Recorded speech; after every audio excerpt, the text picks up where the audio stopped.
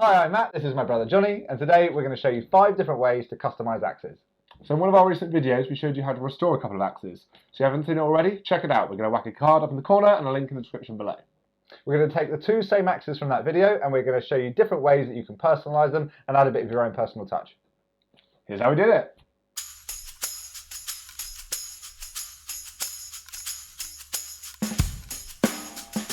Shou Sugi Ban. I think that's how you say it, isn't it? Something like that. So what is it, I hear you ask? Shou Sugi Ban is an ancient Japanese exterior siding technique that preserves wood by charring it with fire. It's got a burning wood to make it black.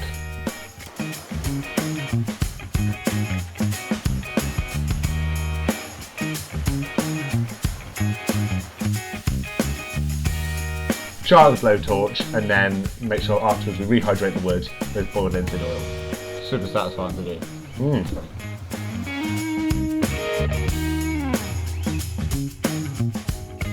Get the old chef's blowtorch out for the little details. A little pocket rocket.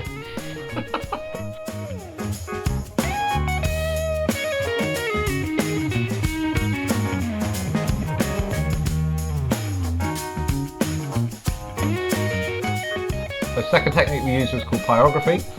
It's basically using some kind of hot iron to heat up some kind of pattern that you draw on the wood. So I did this kind of Nordic version of the Brothers Mate logo. Basically get a full back tattoo of this logo.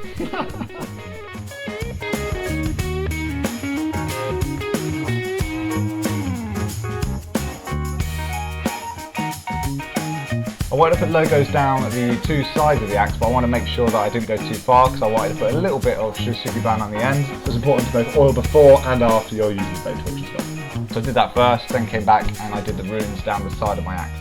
These 2 sides do have a meaning behind them, so if any of you can work it out, put a note in the comments. I'd like to see if you can get it.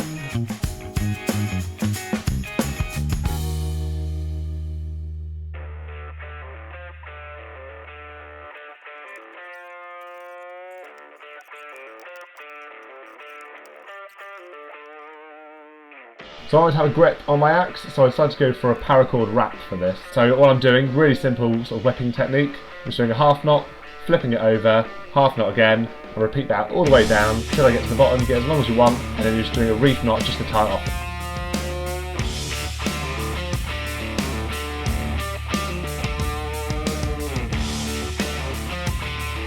So this technique is called Electro etching. We've never done this before. We watched a few videos. I'll link the ones we used down in the description because we learned basically everything from them. We just need to create some kind of masks to stop the etching taking place across the whole part of the metal. And we did this using just a bit of tape and some nail varnish. And that's worryingly good with the nail polish.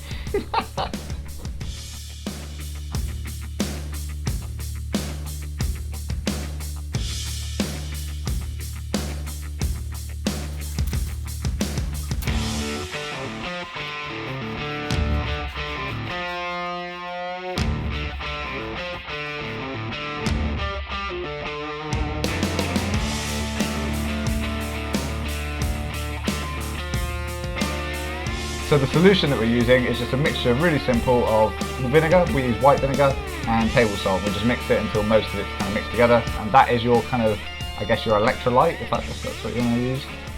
This guy. Science.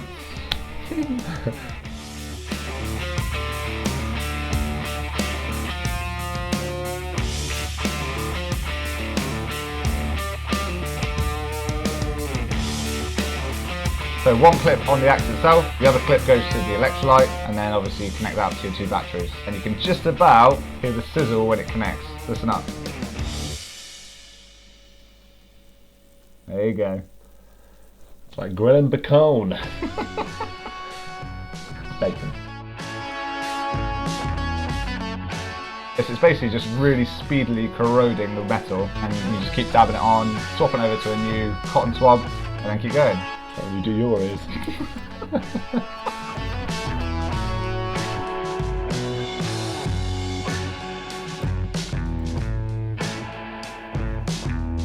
So I tried lots of different ways to get this nail polish off. Nail polish remover did not work at all. Tried soaking it, didn't work at all. Resorted to some high grit sandpaper, didn't work either. I think it's notable. I think at one time we tried to burn it off as well with a blowtorch. Didn't put that in the video. Didn't put that in. In the end, I used a buffing wheel in my battery drill and that came off really nicely. Got there in the end.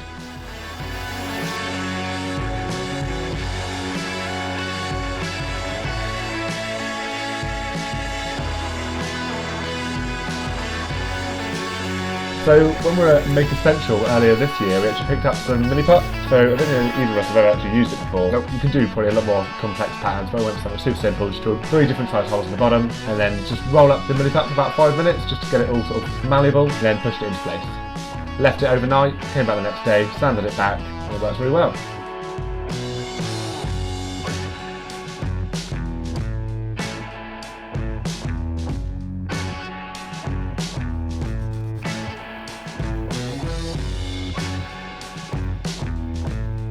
This was an interesting little technique we found. We used sockets to cover the milliput because we wanted to blacken where the sanding had taken off a little bit of that charring, and it worked really well. Yeah, good job.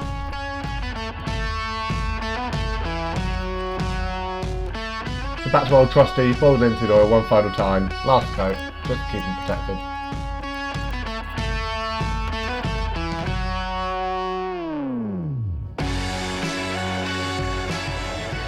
So there you go guys, thanks for watching, really appreciate your support. If you want to see anything else we do behind the scenes, go check us out on our Instagram page.